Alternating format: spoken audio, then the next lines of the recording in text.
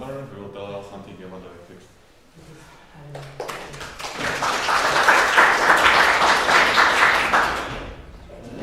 So, welcome everyone. The talk is going to be about Eclipse, but it's going to be as much about the technical stuff, also about the changes that's happening in Eclipse as a community and how this influences people building on top of it or even users. Let me first give you a short introduction of myself. I'm basically a distro guy, but over time I ended up working full-time on Eclipse IDE, and I'm committed on a number of projects which allows me to get a bit of experience what the different communities get with Eclipse and the importance of the lower levels and issues exposed for different parties by them. And I'm also the tech lead of the Red Hat desktop IDE team, and the team there is really driving a lot of the changes lately, and it partially has the well, we're partially responsible for many of the changes, even if some people will not like them. But first, when we say desktop Eclipse IDE, what do we mean? Most people will not even think of the desktop fitting there. When they hear Eclipse only, they think of the desktop IDE and most of the time about the Java IDE. But it's not that only. You have the C and C++ tooling, the Python tooling, pretty much every language you can think of, there is some integration for it. I was asked yesterday about R, and yes, it supports even R. So if you look for a platform where you want to get your development environment be ready for almost every possible combination of technologies, that's the most probable place you will find it. This, of course, exposes many issues, and the biggest one is you are not really welcoming changes, as if you have so many different plugins depending on you, changing even the smallest thing has a big effect on someone, and there is almost zero chance to not break something. For some time, Eclipse had the idea that if something is in, it never changes. It's always there, kind of the JVM promise. Looks like we find it at the same time that you cannot keep things in forever. Java 9 is removing stuff, and Eclipse is starting to remove.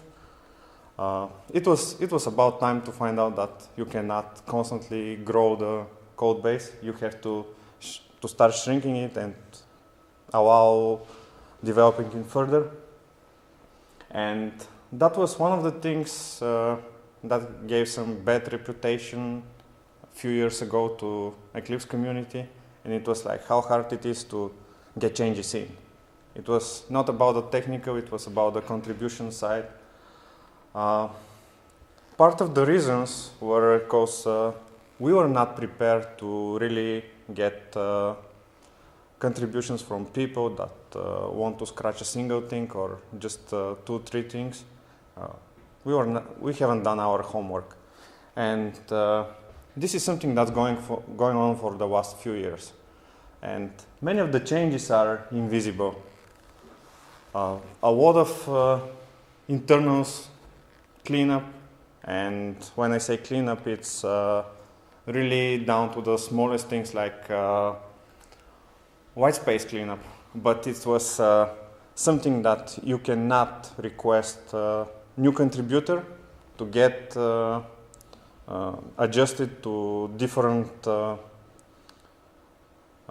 rules for different sub-projects and return their patch multiple times just to satisfy that. It was not working, so it's mostly automated now. And another thing is we have grown a lot of old stuff which was no longer used. Half a year ago, the C tooling managed to delete like 80,000 lines just in a few days, and SWT has shrinked by probably 10 or 15% in the last year. These were things that were useful 8 years ago, and maybe someone used them 4 years ago, but not anymore. But they were still around. And we get to the next thing. We were really relying on old technology, and as much as everyone promises that, okay, I have this function or this class deprecated, I'm not going to break it. It also means I'm not going to test it, and sooner or later it gets broken by something, and your IDE starts exposing such problems to the end user for really no benefit. There was a huge battle in the community to get used that change is here and it's going to stay, so we would better start to like it. Overall, we managed to get a lot of the things normalized. I'm not saying we are modern code base or something like that, but at least it's saner now. And the other thing that improved a lot for contributors is the testing. Eclipse has only the platform has more than 100,000 unit tests, some of them with undeterministic results when run on unexpected machines and configurations. They were not run during the build system, not verifying your Gerrit at all. This was also a lot of effort, and I would say now we are ready to get new contributors in a way that you can existing committers can rely on the tooling to really fix and show the most obvious issues. And the last thing is speeding up. It's closely related actually to the rest, because for example, we were using GNOME-VFS for some I/O things, and simply migrating to the glib GIO library, we had certain workflows improving by 30%. It was nothing major to do, but the impact was really huge. I'm focusing and giving examples mostly with the Linux and GTK side, because my experience with the rest is not that big, so I would better not lie you. And all these things sound really boring. You know, you should always do it. And the issue is many people underestimate what are the side effects of it. And the side effect is really big. And I'll make a quick demo of what we get for free without developing it, just by modernizing our code base.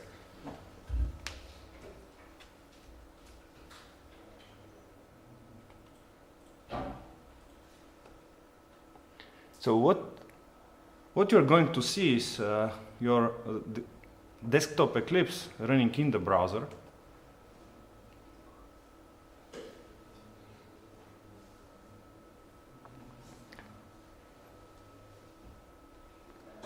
As you see, it's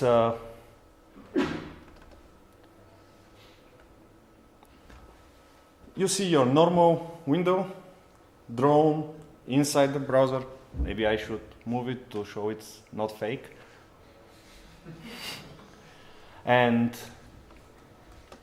all the other things they are just there without any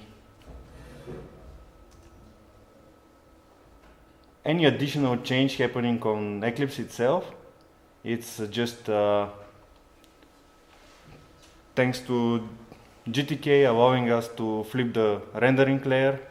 Actually, there was no change for that in Eclipse itself. It's only relying us on latest technology we have. It actually will answer the question from the VS Code talk yesterday. Can you get VS Code running in the browser? And the answer was no. But here is the unexpected one. Can you get Eclipse Desktop in the browser? Yes, you can. And Well, that's not true. It's just rendering on the browser. That's not running that's not running on the server. yes, It's And- just rendering to a browser surface. that's true. And that's what I said. Can you get it in the browser? And the answer is yes. Can you display it on a browser surface? Yes. And But that's something that you can do with any window, basically. not with everything, but still, it's not hard to achieve it. At the same time, it's a working solution for one environment where you get certain machine and you expose it, do some native stuff on it. That's something you can get without any investment, and that's. Yeah, but I mean, this is cool. I agree, but the question yesterday that was asked to me was a completely different thing. It was running an IDE on a server. So that's a different thing than this. This is running on your desktop, actually. So the question was whether the question was, can we run the IDE in the browser or running it on the server? Let's say I cannot repeat it word by word what was said yesterday, and this was mostly meant to be an example of things your application will get when you just don't keep yourself in the ancient days where things were not available. I agree. I mean, this is really cool. I have nothing against it, but it's not really the exactly same thing. Okay, sorry. So, and this brings to the first priority that has changed amongst the Eclipse contributors. We want to make it fun to work on our code base again. I would say it's not shared still by everyone, but there is a big enough group that is kind of taking responsibility for much of the development lately. For us, this is really top important thing, and it already shows its effect. Just for the fun of it, I opened a bug asking for help getting running Eclipse with GTK rendering on Windows machines, and a guy just popped out and made it in a few days, posted some screenshots. I haven't tried it yet, but he was like, okay, I easily get it done, and this happened without any help from existing committers. He was a complete stranger to me. I knew nothing about him before that. And I think we are going pretty well in this area, but it's not enough. You will not win many going that way. And this is the place where we want people that have invested some time, some resources to get something on Eclipse already, to continue feeling at home. That was also a multi-year effort to clean up and reorganize a lot of it, and it is the it is this year release when we finally start expose some of the Java 8 goodies to Eclipse API users. And another thing is reducing the way you do things. Over the years, we have grown to 10 or 15 different ways of doing the same task. It happens to me like every next day finding out yet another weird way something was done. And the news here is we are actively removing things. We are even thinking of removing some of the old widgets which are really broken on most of the modern machines, like tree table or stuff like that. Also, the deprecation policy and removal policy is being strengthened, so people that are building on top get their expectations right. Announcement for something to be removed is done, and it will be removed in 2 years. So there is enough of time for preparation. And the reason why we got Eclipse at version 4 was the model framework and the dependency injection that was primarily usable for RCP developers, not for real plugin developers. That's starting to change. More and more things are exposed, so hopefully the days when we will run without the compatibility layer is not far away. And one of the other things is more and more things start to happen outside of the IDE. So we are moving to better jobs and reporting and making it easier for people using it and doing more of the operations asynchronous. But it's also something that is not that big if you look at it. As what we try to satisfy here is keep us as a top choice for new projects. I'm pretty sure that someone that had never experienced Eclipse and was not exposed to its API will have hard time looking at our examples from a few years ago. But the idea is that when someone considers it, in addition to the huge technology available, there should be the coolness factor, or at least not look outdated. And this is one of the areas where Eclipse needs a lot of help. Most of the people building on top see it as a black box and something that was not willing to change. So when you see an issue or you want to have something improved, please contact us. The generation has changed, so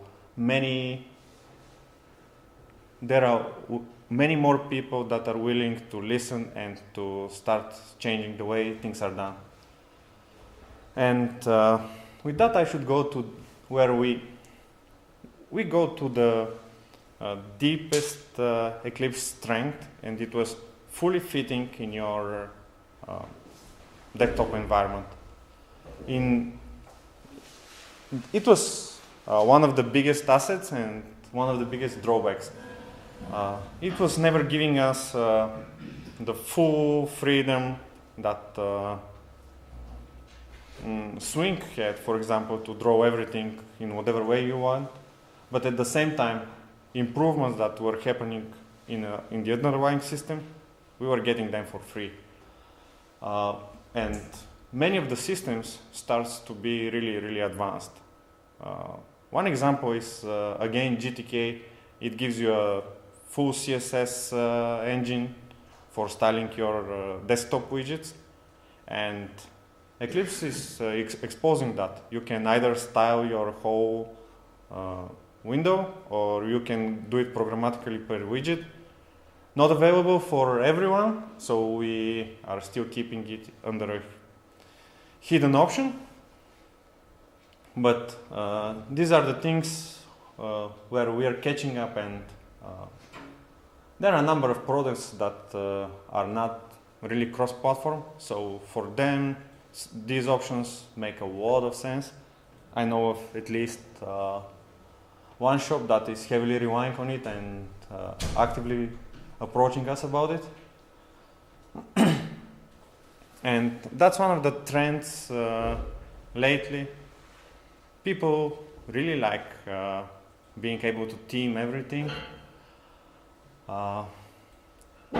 So now we are kind of good in that area, at least on Linuxes, where you have the full support from the operating system, from the UI toolkit.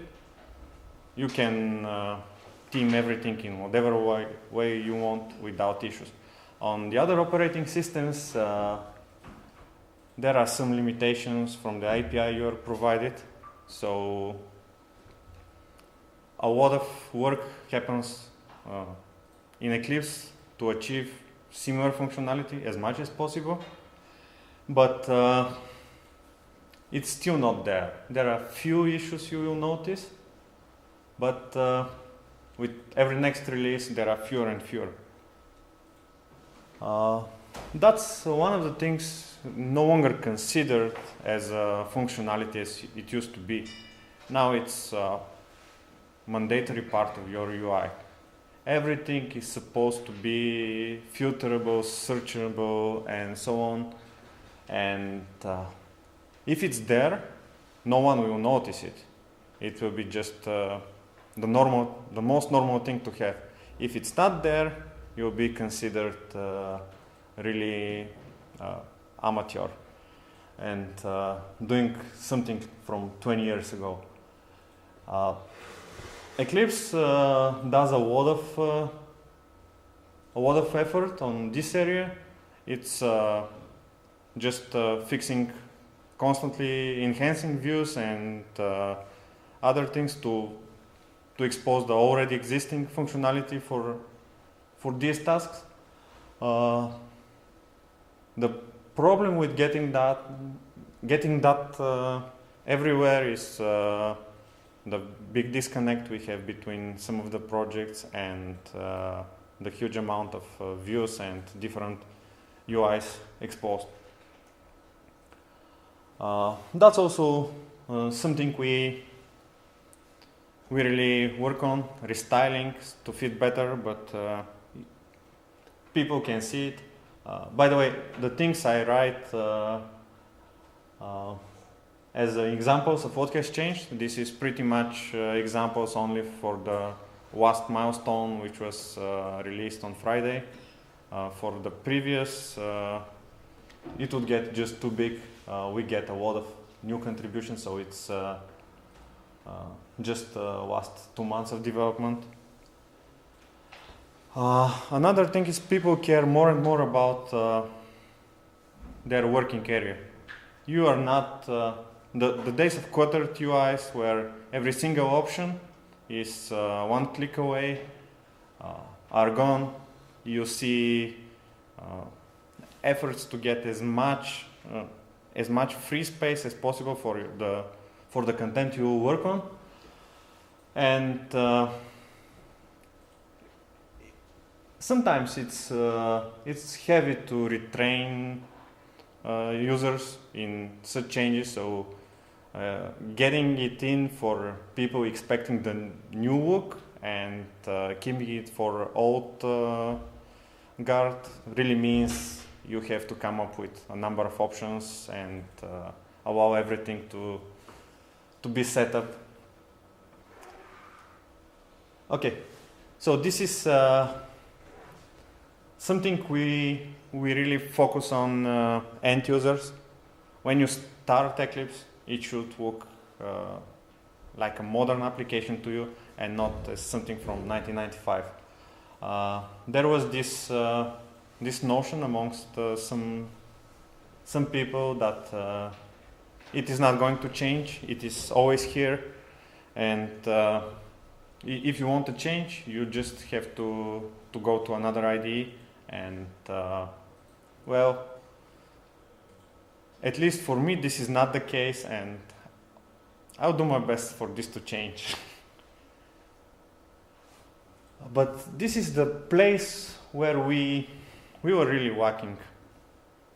The previous things, there are small adjustments, nothing big, nothing you can win people to really start doing something on Eclipse with zero knowledge about it.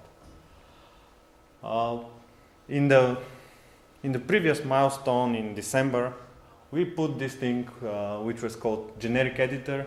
So pretty much it's a editor implementation which gives you extension points where you hook your highlighting or partitioning or autocomplete, but you don't deal with the editor and the text document underneath it yourself. Demo was done by a colleague of mine. It was 30 minutes, and a basic Gradle editor was there. This is something Eclipse was lacking, and one of the things we were pointed out as being way behind others on the market. Lately, we started other things. The patch and diff editor, I put it here because it's something in the works, and it's meant to be a really simple example for how you use the generic editor. There is nothing fancy in it, but if you need a real world example, it will be there in the workbench, and you can expect its code. And if you need to add your domain specific language, you may use it as an example. It's done by the same guy that did the generic editor, so I hope he did it right. And this is yet another such. If you don't know what a target file is, it's the definition of what your plugin compiles and runs against during development time. It's a slightly more featureful. You get code complete based on remote content being done asynchronous. So if you are going to a bit deeper, a bit more featureful editor, you may use this one. And I'm putting this here because it's an approach which was mentioned yesterday on the GDB talk, that there is a full console where you get everything. You can do all your interaction with the debugger from the console.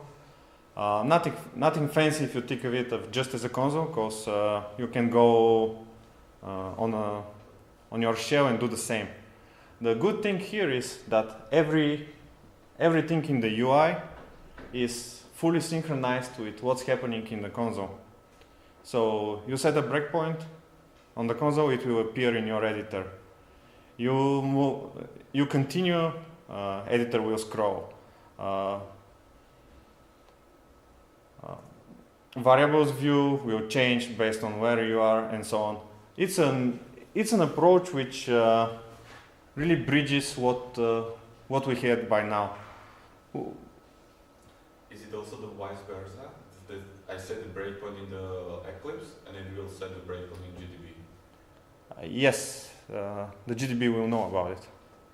The question was whether it works vice versa. If you do something in Eclipse, GDB will know about it, and it's yes. The big benefit is, up until now, we had the people doing everything on the console and people doing everything in the UI.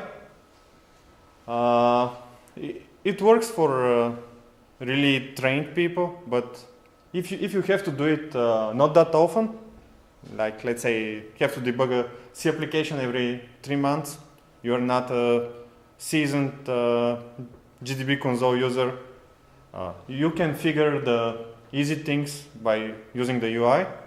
and you may find some really awesome hint somewhere on the internet how to do something on the console, which would probably take you 20 clicks. And you can just paste it in the console and get Eclipse, reflect on it, and continue based on continue using your UI after that as you normally did. In a way, I see this approach as the readable middle ground, where we can reduce the antagonism going between IDE and shell users. We don't need both groups to see each other as entire strangers, especially for cases where you have really trained console users. That's an approach which can be considered and will probably give really good results. And here is the next priority we have.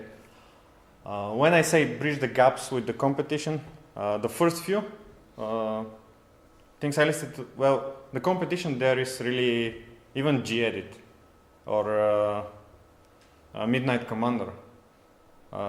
Using Eclipse, you have patch file somewhere in the repository. You double click on it and you see something black on white, really hard to read.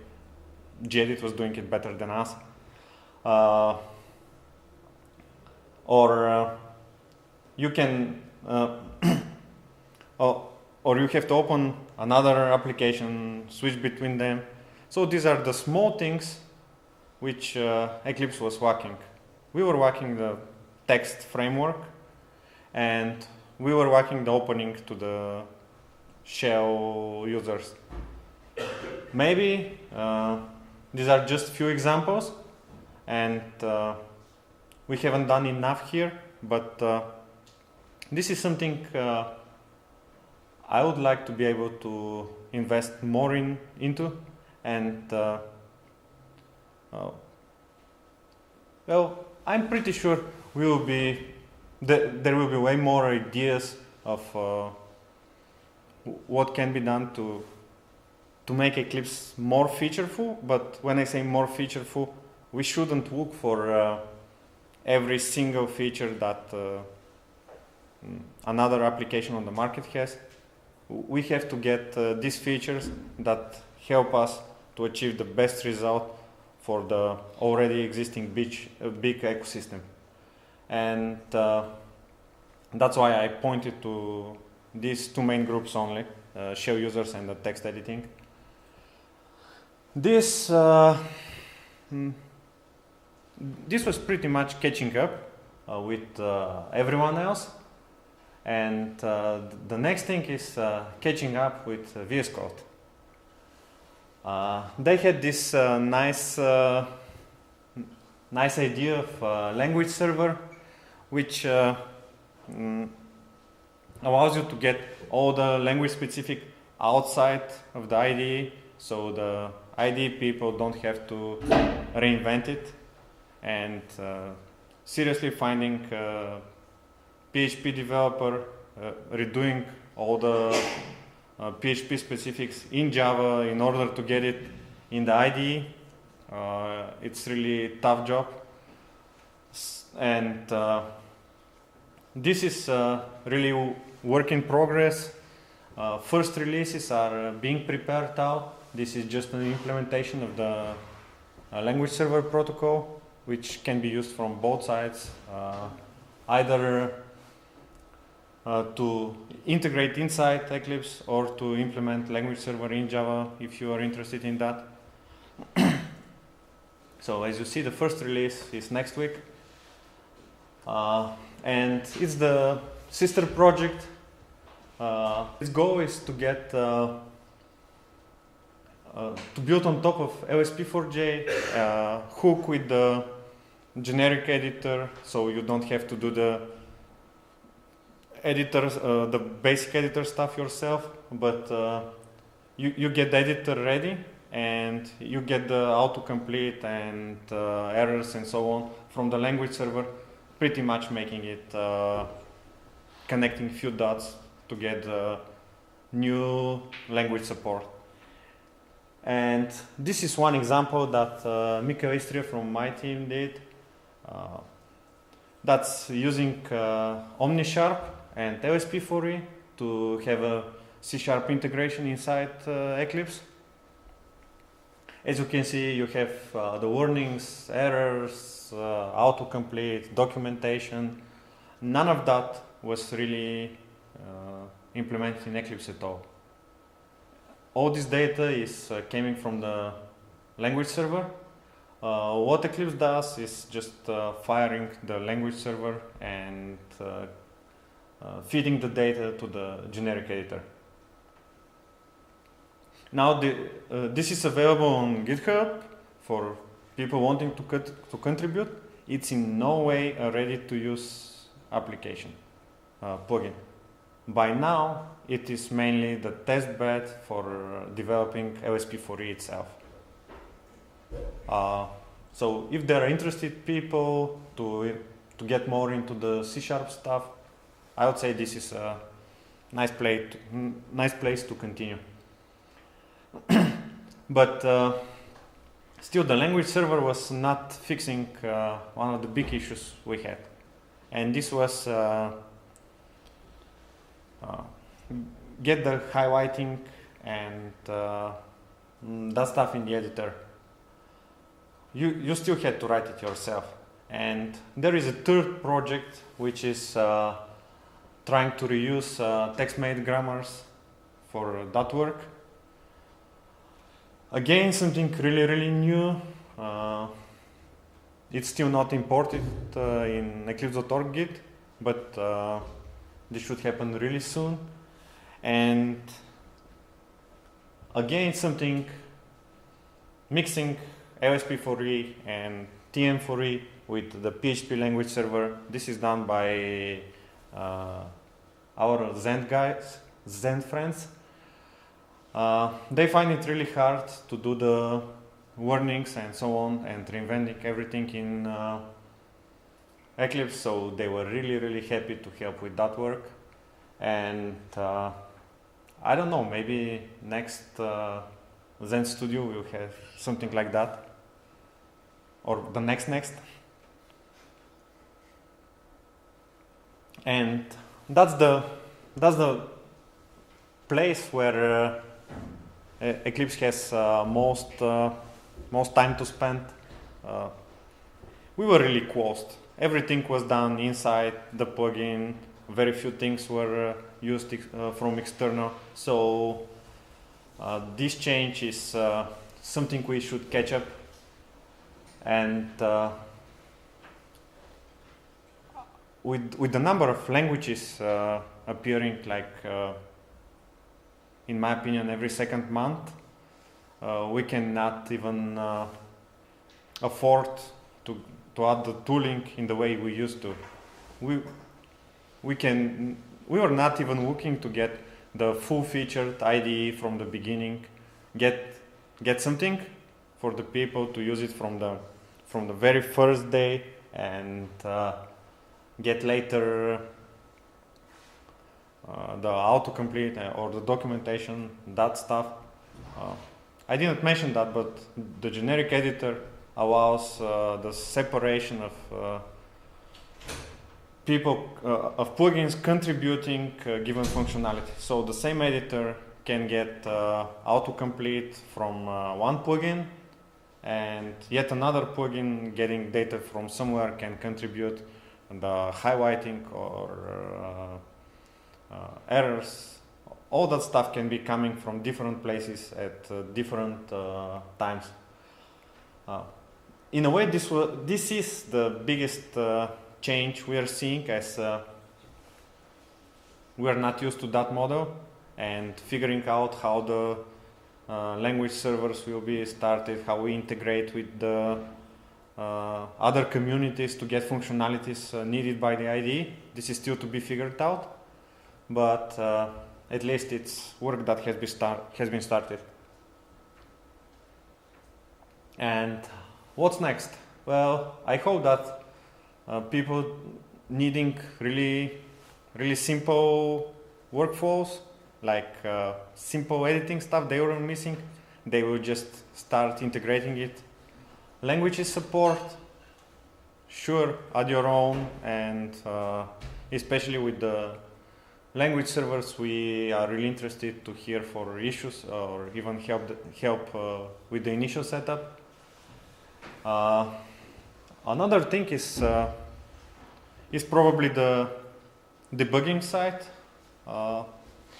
VS Code has this debugger protocol, which hopefully will gain as much publicity as the language server, and will help get the debugging more focused, and split the people that work on the IDE and the people that do the language integration itself. It might be tougher than with the language server. There were few efforts like DBGP, the Ruby and TCL plugins have such implementation, which well, the differences there happen to be way bigger, so it didn't fly, but maybe with enough push, second try will be better. And I'm done with that, so if anyone has questions.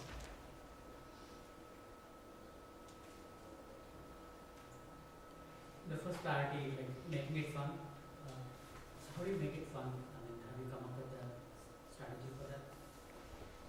So the question is how we make it fun to work on the code base again. First part was really allow people to get changes fast. In the past, the biggest obstacle was get all the approvals. Now for many things we went to an approach where you are pretty satisfied with what you did, get it in. If we find the issue, we'll revert it. It might be demotivating if it happens a few times, but it's certainly less demotivating than waiting months for approval. The other thing is many of the rules were reduced, like adding an API in Eclipse platform. You had to get a user for it in PDE, the plugin development environment, or the Java development environment. If you don't have a use of it in these two places, it was a real exception to get something in. Now we do the change where other languages are treated like as the same level, so that way we get launch group support from CDT people. There is no use still, but it allows to merge the two approaches, and overall making it fun was reduce the barriers and even remove many of the rules. It's probably not true for most of the projects, but at least for Eclipse it was too formal, and it was really, well, it was not welcoming people, to say it that way. Other questions? Yes? So your language server, is it doing a full lexem parse and then sending back an AST, or is there something else going on there? That's a good question, which I think...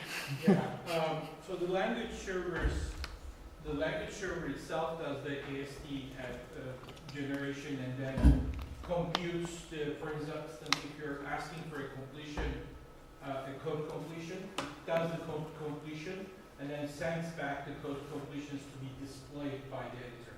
So the editor actually at that point doesn't know anything about the language or the AST generation. It only knows the objects that it needs to display. And for instance, the PHP server that Alexander just showed that actually works on Eclipse J, Visual Studio Code, and Eclipse. I think they haven't ported that to Eclipse Orbit, but multiple editors can just work with the same language server, and they show the same object in their own way. Okay, cool. Other questions? So you talked about modernizing and catching up with the other editors and IDEs. Are there any changes in means of Eclipse releases to enable that? The question is whether there are any changes in Eclipse releases to allow easier catching up with others, and there is. For the first time this year, we will get one more service release. That's already a change, but the bigger change is in service releases, we are allowed to backport new functionality, which was not here last year. This is probably the most noticeable one. Well, there are other changes which we are still discussing how to ship faster, but there is no decision. So I can't really share anything for sure. But that practically, so having new functions in service releases, that practically makes 4 releases per year with new functionality.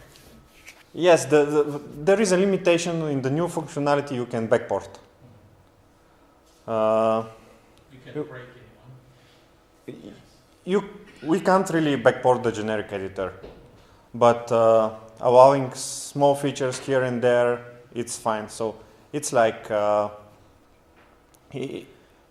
it's really weird getting the service releases as minor releases. Nothing big in them, but still some new functionality. Do you have any statistics maybe among all of the IDEs and the text editors which is the most used, for example, for Java? No idea, and I even have no idea how you get such statistics. The question was, do I have any statistics about what is the most useful editor for Java? Is it expected in the long term that there will be some commercial support option for Eclipse, for companies using it? Because my feeling is that some companies start migrating to IntelliJ IDEA for Java development just because of that. Because it's pretty well maintained and supported, and I like Eclipse very much. But sometimes I have been struggling with basic things like cooperation with our proxy server in our company and things like that. And sometimes small things make a big change on the market. So, do you think that something like that we can expect? So the question is, will there be any commercial support for Eclipse for Java developers? And the answer is there is already. First of all, we are providing one, if for people interested. Sorry? I mean Red Hat. Another thing is there is a program at Eclipse Foundation which is called Long-Term Support Program. There are a few companies which are listed there as providers, and you can approach them with your issue, and you may figure something that they will work on. Usually the companies list the projects they work on, and I don't know how well this program is going, but it's already here for probably 5 years. Maybe not popular enough still. Yeah, because I just like Eclipse, but I just feel it. I can see it's supports IntelliJ IDEA. That's the situation today.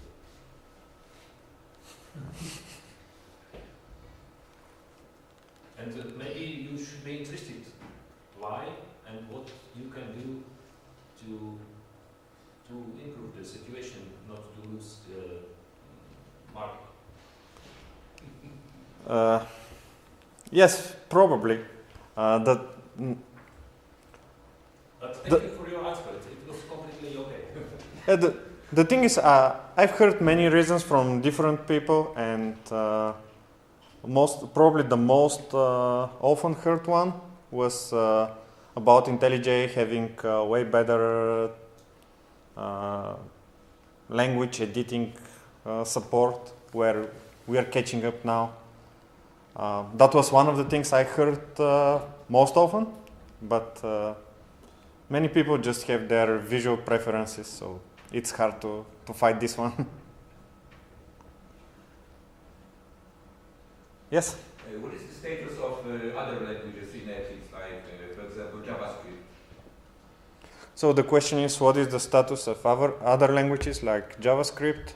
Well, JavaScript has support for it improved a lot previous year in WebTools project. All I know about JavaScript is there is a lot in the news, but honestly, I never written in JavaScript anything, so can't really help. Again, Gorkim. Let me answer that. So last year, the one thing that we did, so Eclipse JSDT is a clone of Eclipse JVT. So it's basically what the original implementers of the project did was they took Eclipse Java tooling and started modifying it for JavaScript. And it came up with, they actually had a parser in it that they modified out of Java. And it didn't support anything more newer than ECMAScript 3. And even the supported ECMAScript 3 was a bit Java-esque, so it had some Java flavors in it. So what we did last year was we took out that parser, which was a big pain, and replaced that with a JavaScript parser that is written in JavaScript called Esprima.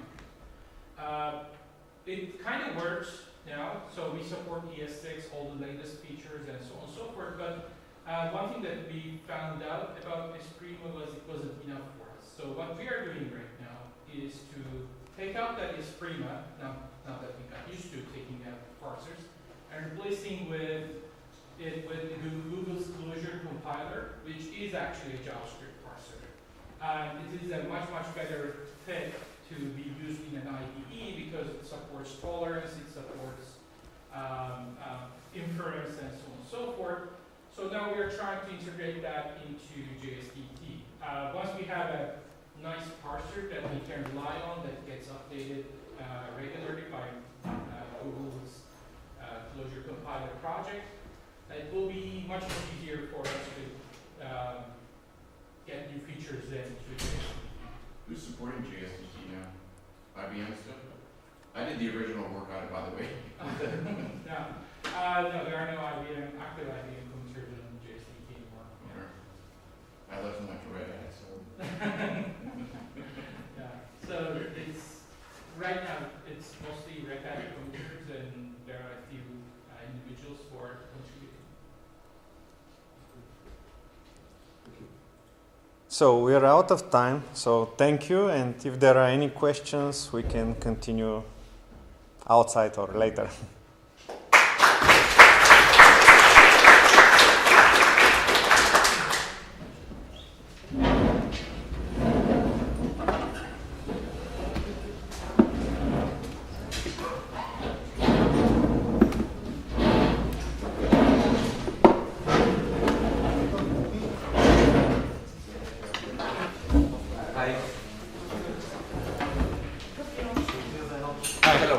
Nice to see you, finally. Remember me? Not really, sorry. Rafał. My wife is Oh, your yeah. former neighbor. Yes. We are Now I going, remember. Sorry. We are going to meet you this last summer, but you are traveling. We are also traveling to Bulgaria and other countries. Ако имаш време, ние след половин час сме на бъргарите долу. Добре.